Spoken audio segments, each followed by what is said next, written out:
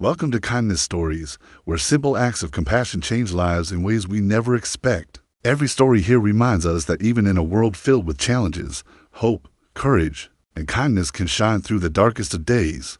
If you're someone who believes in the power of love, second chances, and unexpected heroes, you're in the right place. So settle in and get ready for a story that will stay with you long after it ends. It was one of those cold, gray mornings where the sky looked like it might burst into tears any moment. Marcus pulled his hoodie tight around his ears as he stepped outside. The winter wind clawed at his cheeks, and his breath came out in thick clouds. He hated mornings like this. They reminded him of everything he was trying to leave behind. At 22, Marcus was finally piecing his life together after years of poor decisions, running with the wrong crowd, and disappointing his father over and over again. He had finally gotten a steady job at a local mechanic shop. It didn't pay much, but it was honest work, and for the first time in a long time, he felt proud of himself. He lived in a tiny one-room apartment above the garage, and though it smelled of oil and rubber most days, it was his. He was even thinking about going back to school part-time. He had goals now, plans, and nothing was going to derail that. As he walked to the bus stop that morning, he passed the same alley he always did, between the pharmacy and the closed-down bakery. But something was different today. He heard a soft sound, like a whimper or maybe someone crying. He slowed his steps, peering into the shadows, and that's when he saw her. She was curled up beside a dumpster, a blanket pulled tightly around her shoulders. A small girl, maybe 16 or 17. Her face was dirty, her lips cracked, and her eyes hollow with exhaustion. She wasn't asking for help. She was just trying to survive. Marcus kept walking. He had a shift to get to.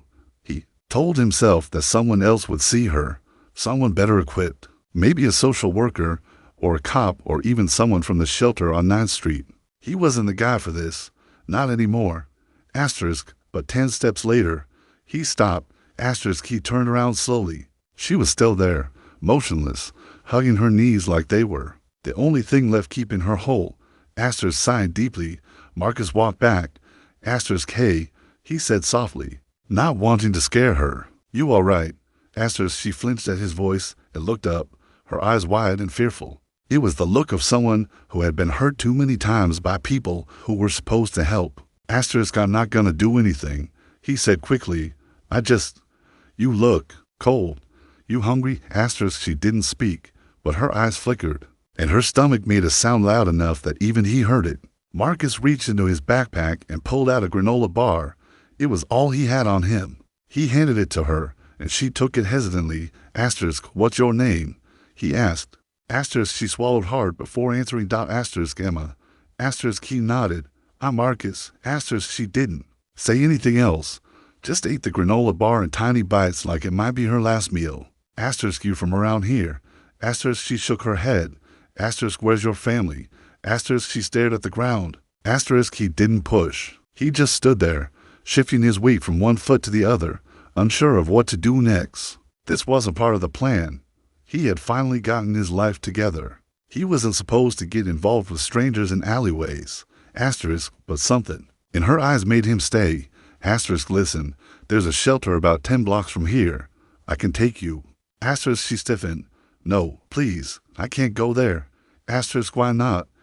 She didn't answer. Okay, he said, trying to think. I know a diner up the road. Let me buy you something warm. Just something small.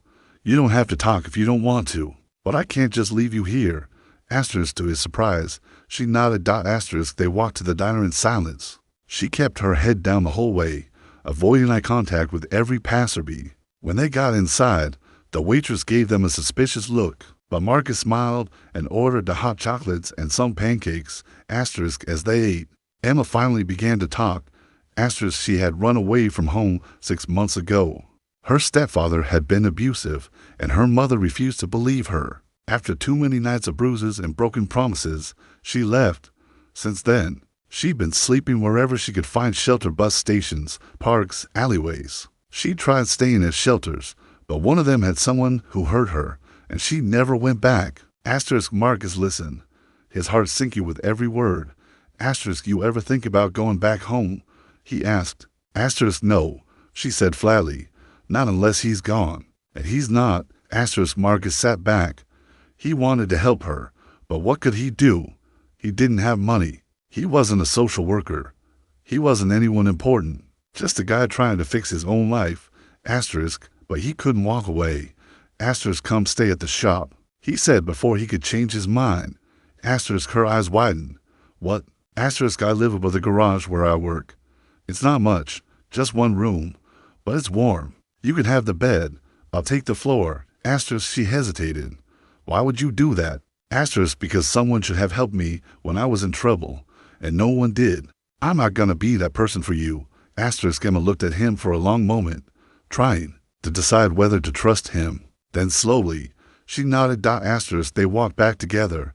Marcus introduced her to his boss the next day, telling him she was a cousin visiting from out of town. His boss raised an eyebrow, but said nothing. Over the next few days, Emma slowly began to come out of her shell. She cleaned up, helped around the shop, even learned a bit about cars from Marcus. She smiled more, laughed once or twice. It was like watching a flower bloom in the snow. Asterisk Marcus kept her presence a secret. He didn't want to put her in danger. He knew how fragile this safety was, but he also knew it couldn't last forever. Asterisk then one day, his father showed up. Asterisk they hadn't spoken in nearly a year. After Marcus's last arrest, his father had given up on him, said he was tired of watching his son throw his life away. Asterisk, but here he was, standing in the doorway of the shop, arms crossed. Asterisk Marcus, he said quietly, I need to talk to you. Asterisk Marcus braced himself. Not now, Dad. Asterisk it's important. Asterisk reluctantly. Marcus stepped outside with him. Asterisk I heard from your Aunt Clara. His father began. She said you've been doing better, holding down a job, staying clean. Asterisk Marcus nodded. Yeah. Asterisk his father looked him over. And you're living here. Asterisk yeah. Asterisk alone. Asterisk Marcus hesitated. For the most part. Asterisk his father narrowed his eyes. What's going on? Asterisk before Marcus could answer, Emma stepped out of the garage, holding a wrench. She froze when she saw the man. Asterisk his father's eyes widened. Emma. Asterisk she stepped back. Do I know you? Asterisk he stepped forward slowly, his face pale. Asterisk you look just like your mother. Asterisk Marcus frowned. Wait, what? Asterisk his father turned to him. Marcus, this is your cousin.